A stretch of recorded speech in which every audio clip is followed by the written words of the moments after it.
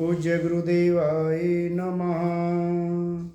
ओम श्री राधे कृष्णाभ्याम नमः।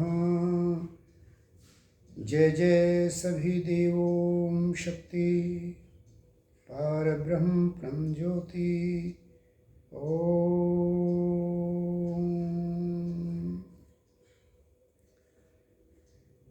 भगवत प्रेमी आत्मीय जन भाइयों और बहनों,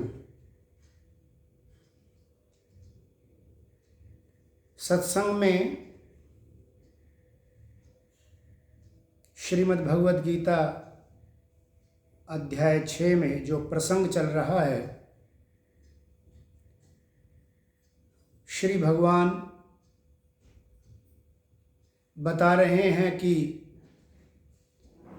किस प्रकार से ध्यान करने से और ध्यान में सफल होने से, अर्थात योग लग जाने पर जब परमपिता परमात्मा की प्राप्ति हो जाती है तो उस योगी की जो अवस्था है, उसकी जो स्थिति है साधना में, अब उसका वर्णन करते हुए भगवान व्याख्या कर रहे हैं। तो 21वें श्लोक में पिछले सत्संग में श्री भगवान ने बताया था कि ध्यान योग करते हुए जब बुद्धि, अंतःकरण पवित्र और बुद्धि पवित्र होके विलक्षणता को प्राप्त हो जाती है, सूक्ष्म हो जाती है और वह इंद्रियों से अतीत अनंत आनंद परमात्मा स्वरूप को ग्रहण करने योग्य हो जाती है, उस अवस्था में परमपिता परमात्मा को प्राप्त योगी किसी भी प्रकार से विचलित नहीं होता। उसी स्थिति का वर्णन करते हुए आज श्लोक 22 में भी भगवान उनकी उसी अवस्था का वर्णन करते हुए कह रहे हैं, यम लब्धा च परम लाभम मन्यते ना अधिकम तथा यस्मिन् स्थितो न दुःखेन गुरुणा अपि विचाल्यते। परमात्मा की प्राप्ति रूप जिस लाभ को प्राप्त करने पर उसको दूसरा कोई लाभ को वो नहीं मानता उसके समकक्ष, और परमात्मा प्राप्ति जिस अवस्था में वह स्थित योगी संसार के बड़े से बड़े दुख से भी चलायमान नहीं होता। कहने का तात्पर्य यह है कि जब परमपिता परमात्मा की प्राप्ति हो जाती है तब उसे संसार का बड़े से बड़ा सुख, बड़े से बड़ा आनंद और बड़े से बड़ा दुख दोनों ही उसे उसकी अपनी स्थिति से विचलित नहीं कर पाते। कहने का तात्पर्य है कि ईश्वर से जिसका मिलन हो गया, जिसका परमात्मा से योग लग गया, फिर वह संसार के किसी भी सुख से आकर्षित नहीं होता और किसी भी प्रकार की विपत्ति या दुख से विचलित नहीं होता, क्योंकि संसार में जो भी सुख है वह इंद्रियों से और उनके विषयों के भोग से ही अनुभव होता है, जो कि क्षणिक है, जो इस शरीर के रहने तक है, अर्थात वह क्षण भंगुर है, क्योंकि मनुष्य के शरीर की ही निश्चितता नहीं कि वह कितने दिन टिकेगा। तो इस शरीर और इंद्रियों से जो सुखानुभूति होती है संसार की, वह भी क्षण भंगुरी है। परमात्मा अनंत आनंद की बात कर रहे हैं। तो अनंत आनंद, तो अनंत जो आनंद है वह परमात्मा के लिए ही है, क्योंकि हर चीज का अंत है संसार में। अनंत तो केवल एक परमात्मा ही है। इसलिए जब अनंत आनंद की या अत्यांतिक आनंद की बात यहाँ होती है या परम शांति की बात श्रीमद् भगवद गीता में आती है, इन सब का एक ही पर्यायवाची है ये, और इनका अर्थ है परमात्मा। तो जिन्हें परमात्मा की प्राप्ति हो गई है उसे गुरुणापि विलाच्यते। गुरुणापि मतलब अधिक से अधिक, बड़े से बड़ा दुख भी विचलित नहीं करता, और संसार का किसी भी प्रकार का आनंद उसे उसकी स्थिति से नहीं डिगा पाता। अर्थात संसार के किसी भी प्रकार के भोग से वह आकर्षित नहीं होता। इस प्रकार की परमात्मा को प्राप्त योगी की अवस्था हो जाती है। अब आगे भगवान इस स्थिति में रहने के लिए प्रेरणा करते हैं। पहले बताया कि योग करना चाहिए, कैसे आसन पे बैठना चाहिए, किस प्रकार से योग लगाना चाहिए, योग लगाने से होगा क्या।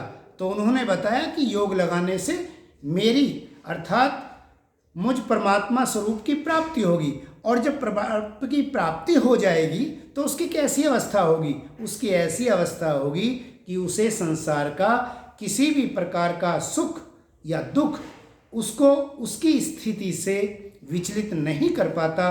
अर्थात ऐसे एक बार जिस योगी का योग परमात्मा में लग गया, अर्थात परमात्मा प्राप्ति हो गई है, फिर उसे ये सब चीज़ें से वह निर्लिप्त रहता है और उसका अखंड आनंद में उसमें उसकी स्थिति हो जाती है। अर्थात वो परमात्मा स्वरूप में होकर जीवन यापन करता है।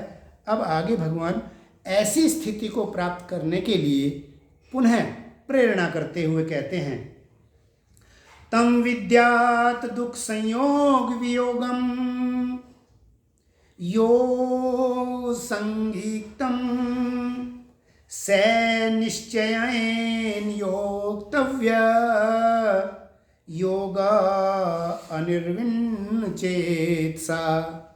जो दुख रूप संसार के संयोग से रहित है तथा जिसका नाम योग है उसको जानना चाहिए। वह योग न उकताए हुए अर्थात धैर्य और उत्साह चित्त से निश्चय पूर्वक करना कर्तव्य बनता है। भगवान जिस योग का भी वर्णन कर रहे थे और योगी की जिस अवस्था का वर्णन कर रहे थे, उस अवस्था को प्राप्त करने के लिए उन साधक को लिए अर्जुन को अर्थात उन साधकों के लिए प्रेरणा कर रहे हैं कि वैसी स्थिति आपको प्राप्त करनी चाहिए। और वैसी स्थिति प्राप्त करने का क्या कह रहे हैं, ये आपका निश्चय रूप से यानी बिना किसी शंका के ये कर्तव्य भी बनता है कि आत्मा अपने अंश परमात्मा से मिलन करने, जो कि उसका वास्तविक स्वभाव है। अज्ञान का पर्दा हट जाने के बाद आत्मा अपने परम तत्व परमात्मा की तरह स्वतः ही आकर्षित होना उसका स्वभाव है। इसीलिए उसकी तरफ बढ़ जाने, उससे संबंधित शब्दों में उसे आनंद अनुभूति होती है। इसीलिए उसे भक्ति में आनंद आता है, उसे शांति महसूस होती है, क्योंकि मेरा जो अंश है, मैं जिसका अंशी हूँ, अपने अंश की तरफ बढ़ जाने पर सुखा अनुभूति होना स्वाभाविक है। इसलिए भगवान कह रहे हैं कि जिसका नाम योग है, और वो योग किसका नाम है, जो दुख रूप संसार के संयोग से रहित है। क्योंकि आत्मा का अज्ञान के कारण, जीवात्मा के अज्ञान के कारण संसार से संयोग हो गया। इस संयोग से जब वियोग हो जाएगा, अर्थात इस संयोग से वो रहित हो जाएगा, इस संयोग से उसको उपरामता प्राप्त हो जाएगी, इस संयोग को वो तोड़ देगा, छिन्न भिन्न हो जाएगा, और किससे, अपने अंशी परमात्मा से जब उसका योग लग जाएगा, उसी का नाम अर्थात परमात्मा की प्राप्ति, परमात्मा के मिलन का नाम ही योग है, तो भगवान कहते हैं कि जिसका नाम योग है उसको जानना चाहिए और उस योग को प्राप्त करना कर्तव्य भी है। और प्राप्त करने के लिए भगवान ने बड़ी अच्छे शब्द का यूज किया, योग अर्निन्वन चेतसः। इसमें उदासीनता आती है। जब भक्ति में लगता है तो बड़े शुरू में बड़ा उत्साह होता है और उसकी श्रद्धा भी उच्च कोटि की मालूम पड़ती है, पर कुछ समय आगे रास्ते पे चलते ही उसमें उदासीनता आ जाती है। वो धीरे धीरे उसका धैर्य भी खोने लगता है। तो भगवान जी यहाँ पर हम साधकों को सावधान कर रहे हैं और सावधान करते हुए कहते हैं कि बिना उकताए अर्थात पूर्ण धैर्य पूर्वक, निरंतरता के साथ, निश्चय पूर्वक अर्थात दृढ़ संकल्प के साथ इस योग को प्राप्त करना कर्तव्य है। अर्थात इसको करना ही चाहिए, यह योग करना ही है। तो इसके लिए भगवान हमें प्रेरणा देते हैं। अब और आगे के श्लोक में भगवान हमें, क्योंकि हमारा जो ध्यान योग की स्थिति स्पेशली विशेष रूप से सांख्य योगी के लिए भगवान कह रहे हैं कि जिनकी निरंतर अंतःकरण एक क्षण मात्र के लिए भी परमात्मा के चिंतन से नहीं हट पाता, संसार के और शरीर से संबंधित स्वाभाविक कर्तव्यों को करते हुए भी जो निरंतर परमात्मा से संलग्न रहते हैं, ऐसे सांख्य योगी के ध्यान के योग की परमात्मा बात कर रहे हैं। और उसी अभेद रूप परमात्मा के ध्यान योग का साधन करने की जो रीति है उसको भी आगे समझाते हुए भगवान कह रहे हैं, संकल्प प्रभावान कामान तकत्वा शर्वान शुयेस्तः मन सेवेन्द्रियाग्रामं विनियम्य समन्ततः। अर्थात संकल्प से उत्पन्न होने वाली संपूर्ण कामनाओं को निश्शेष रूप से त्याग कर और मन के द्वारा इंद्रियों के समुदायों को सभी ओर से भली भांति रोक कर, कहने निश्शेष रूप से, जब इंद्रियां और इंद्रिय के विषयों को त्यागा जाए तो वो लेश मात्र भी शेष ना रहे, निश्शेष रूप से। भगवान समझा रहे हैं कि उसमें कोई भी लेश मात्र भी शंका या लेश मात्र भी वो रहना नहीं चाहिए। अर्थात मन के अंदर विचार रूप से क्षण भर के लिए भी, निमिष मात्र भी सांसारिक विषयों का चिंतन अंतःकरण में प्रवेश ना हो, ऐसे निरुद्ध मन की भगवान, ऐसी मन की स्थिति का भगवान वर्णन कर रहे हैं कि वो निश्शेष रूप से त्याग कर, भगवान पुनः समझा रहे हैं, हमें पीछे भी वो समझा चुके हैं कि आसक्ति से, आसक्ति का बहुत प्रयोग हुआ कि आसक्ति से जब हम का चिंतन बढ़ता है विषयों का, तो हम उसमें कामना उत्पन्न हो जाती है और हम इंद्रियों से उस भोग विशेष को भोगने के लिए तत्पर हो जाते हैं और भोग लेते हैं।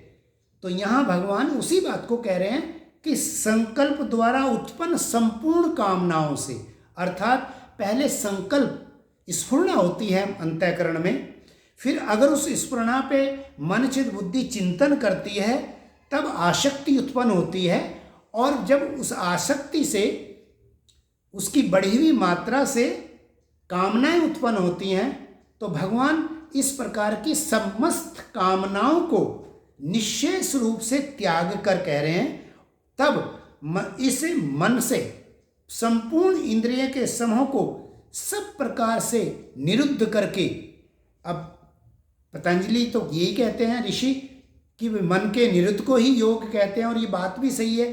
भगवान श्री कृष्ण जी बार बार, योगेश्वर भगवान बार बार इस बात को ही कह रहे हैं कि इंद्रिय समूह को रोक कर, यहाँ भी वह पुनः दोहराया गया है कि निश्चय रूप से इंद्रियों के समूह को मन के द्वारा रोक कर क्या करें, आगे समझाते हैं।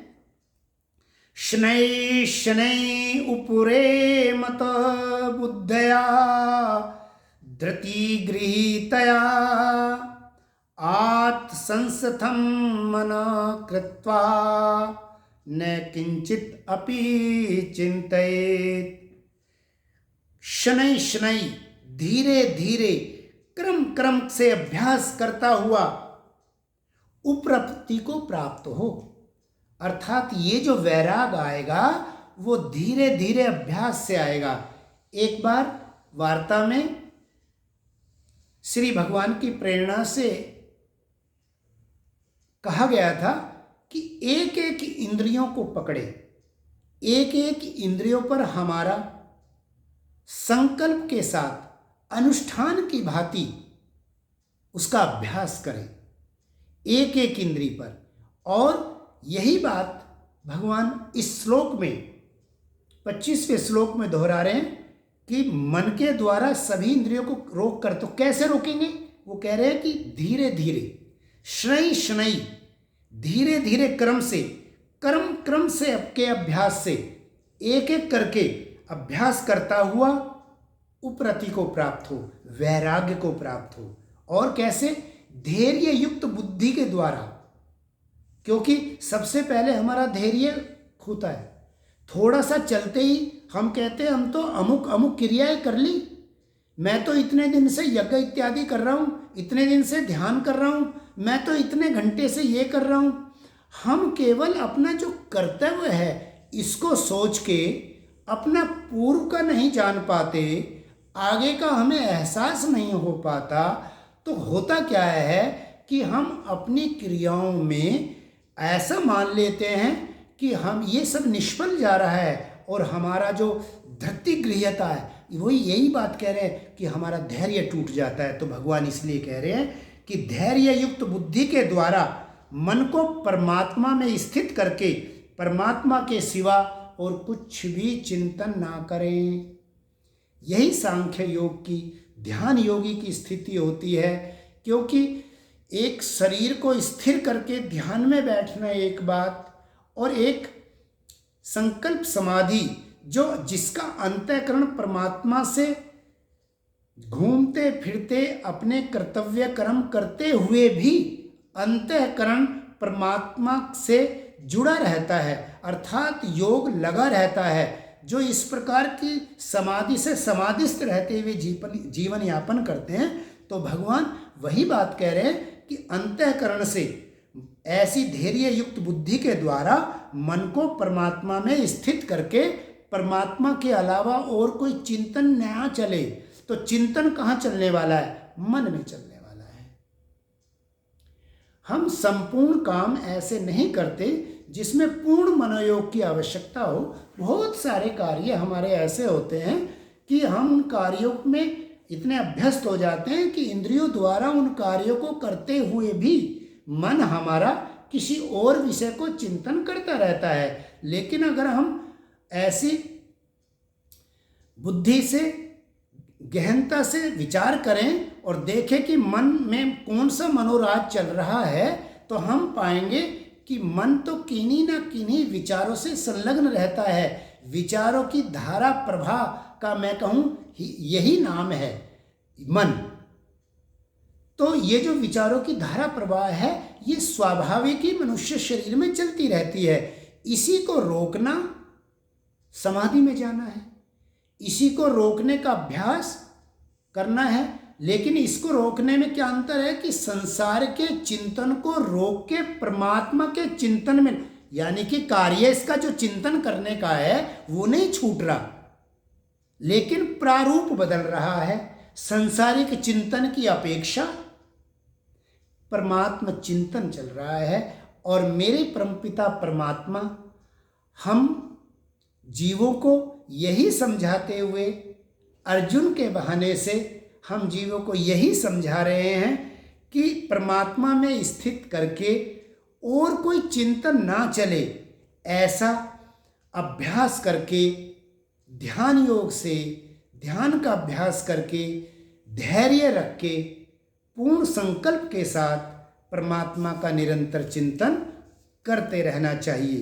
अब साधक का चित्त परमात्मा का चिंतन करना चाहिए, भगवान ने कहा बिल्कुल सही, लेकिन मैं तुच्छ जीव तो जन्म जन्मांतर से संसार के भोग के चिंतन और संसार के विषयों को भोगने का मेरा मन पूर्ण अभ्यासी है, इसमें पूर्ण अभ्यास है इसको।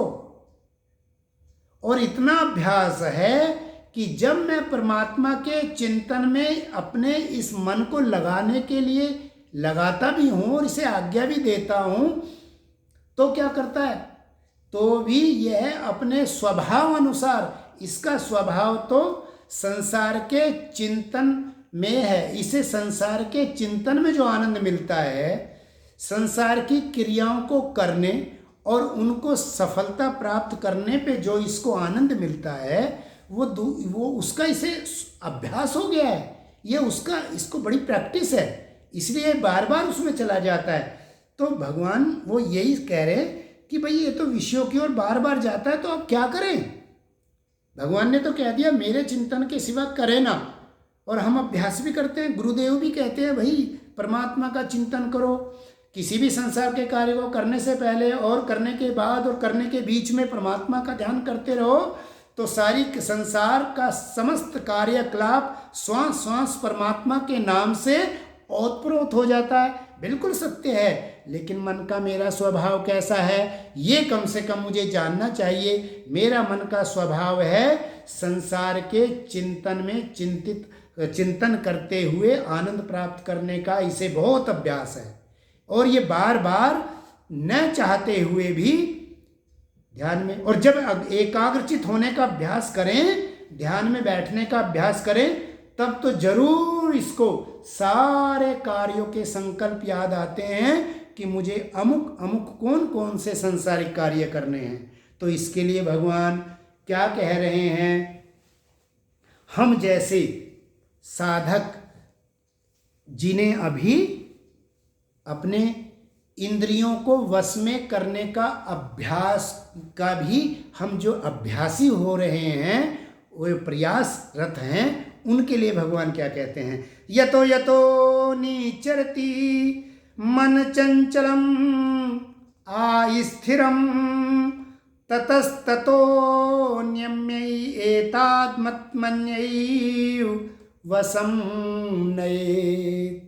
भगवान कहते हैं कि यह स्थिर न रहने वाला और चंचल मन जिस जिस शब्द आदि विषयों के निमित्त संसार में विचरता है, उस विषय से इसे रोक कर, यानी वहां से हटाकर, और बार बार परमात्मा के नाम में, परमात्मा के चिंतन में, परमात्मा के ध्यान में लगाओ, ऐसा परमात्मा हमें आज्ञा दे रहे हैं कि ये मन का स्वभाव है, क्योंकि न जाने कितने जन्मों से, जन्म जन्म से ये स्वभाव है। तभी तो हम संसार में आए हुए मुझ जैसे सरीखी व्यक्तियों को देखो, 50 साल ऊपर कर दिए, बाल अवस्था को छोड़ दें तो भी 50 साल गुजर गए, और अभी भी परमात्मा में स्थिति नहीं होती। परमात्मा के चिंतन की स्थिति को में भी बार बार बार बार बार खंडित होता है। इंद्रियों पर अभ्यास करते करते भी बलात् वो आपको उनके विषयों में संलग्न में लगा देती हैं। तो भगवान क्या कह रहे हैं, पहले कह चुके हैं, धैर्य रखिए, बार बार संकल्प कीजिए, दृढ़ता से संकल्प कीजिए, और क्या करिए, संसार के चिंतन के विषय से हटाकर बार बार अपने लक्ष्य पर इसे लगाएं। इस प्रकार से अभ्यास करते करते हम अब इसको अभ्यस्त हो जाएंगे और मन को अपने लक्ष्य पर टिका पाएंगे। इस प्रकार से चित्त को सब ओर से हटाकर परमात्मा में स्थित करने से अब फिर कैसी स्थिति बनेगी, जब हम बार बार में परमात्मा में अपने मन को स्थिर करेंगे तो होगा क्या। भगवान कहते हैं, प्रशांत मनसं हि एनम योगिनं सुखम उत्तमं उपेति शांतरजसं ब्रह्मभूतं कल्मषम। जिसका मन भली प्रकार शांत है, जो निष्पाप है, पाप से रहित हो गया है, जिसका तामस अर्थात रजोगुण, यहाँ पर रजोगुण कहा गया है, लेकिन हम इसे कम से कम रजोगुण और तमस दोनों को ही माने, क्योंकि वास्तव में तो जिस अनंत आनंद की बात परमात्मा कर रहे हैं, जिस परम शांति की बात कर रहे हैं, वो स्वयं के लिए ही कर रहे हैं, क्योंकि परम शांति या अनंत आनंद परमात्मा का ही पर्यायवाची है। लेकिन यहाँ हम ये माने कि जो रजस और तमस जिसका शांत हो गया है और जिसकी प्रवृत्ति सात्विक हो गई है, तो सात्विक प्रवृत्ति से वह जो भगवान रास्ता बता रहे हैं, अब यहाँ पर ध्यान योग की बात कर रहे हैं, तो वो ध्यान योग में टिक जाएगा सात्विक होते ही, और फिर अभ्यास के द्वारा इस सात्विक गुण से भी परे जो परम आनंद है उसमें अपनी स्थिति हो जाएगी, ऐसा भगवान कह रहे हैं। और कैसा? ब्रह्मभूत अर्थात परमात्मा से एकाकार हो जाएगा, क्योंकि मन का ये स्वभाव है कि मन जिसका चिंतन करता है उसका तदाकार हो जाता है, अर्थात उसका स्वरूप हो जाता है। कहने का तात्पर्य है, उदाहरण के लिए अगर मुझे अमुक मेले में जाना है और मेले में मुझे अमुक वस्तु देख रही है, तो अभी मेला भी नहीं है, वो वस्तु भी नहीं है, लेकिन मन उस वस्तु को प्राप्त करने जैसा आनंद, उसकी एक छवि लेके और आनंदानुभूति महसूस करता है।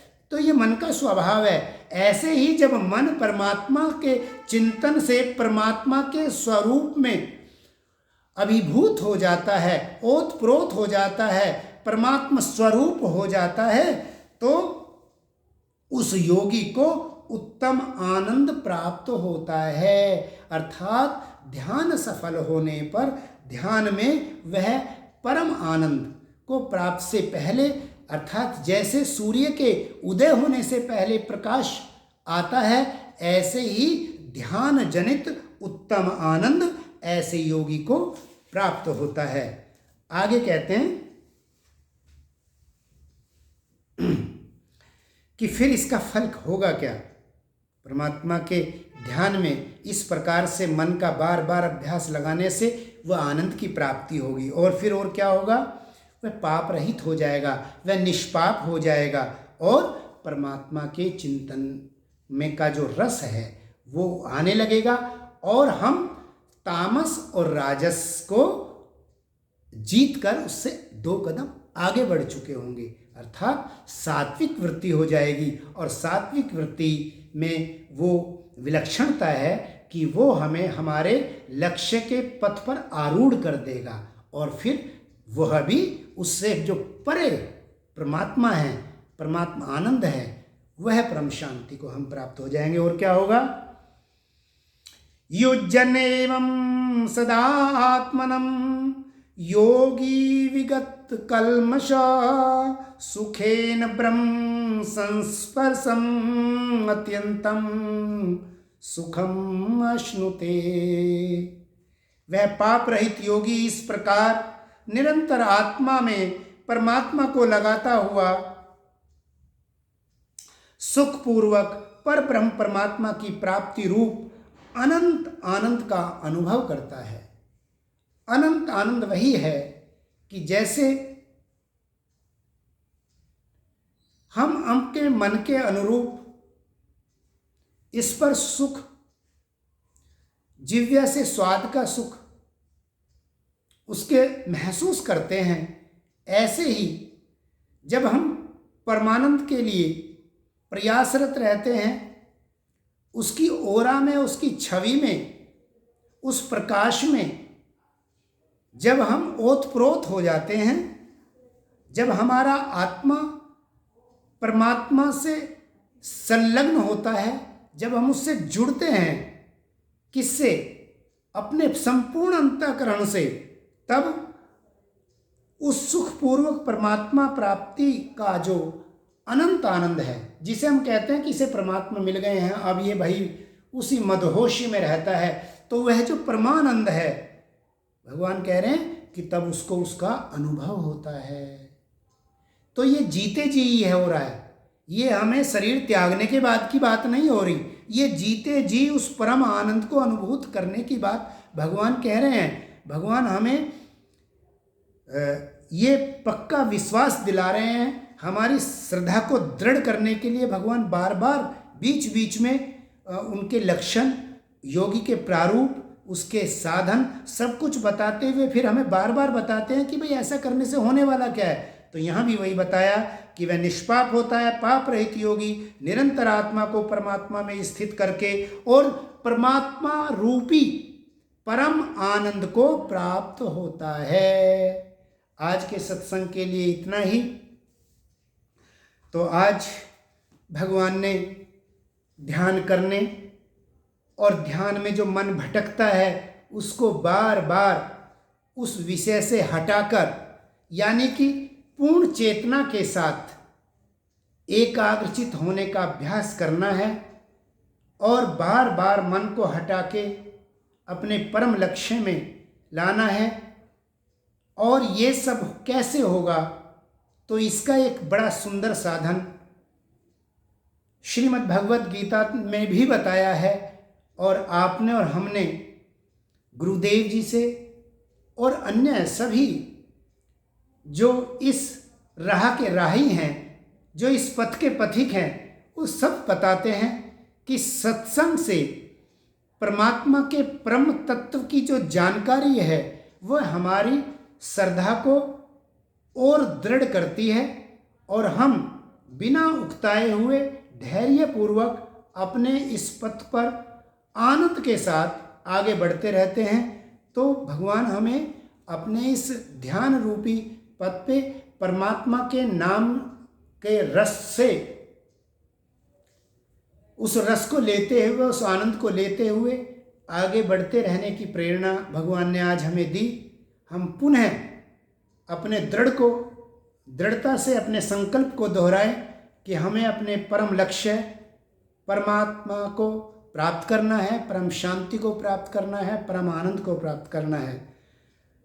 सभी के लिए मंगल कामना करते हुए एक बार मेरे साथ ओम ध्वनि ओम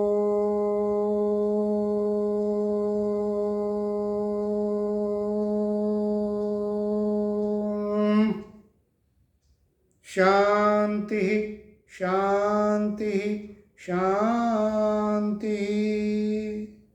सबका भला करो भगवान, सबका सब विध हो कल्याण। ओम।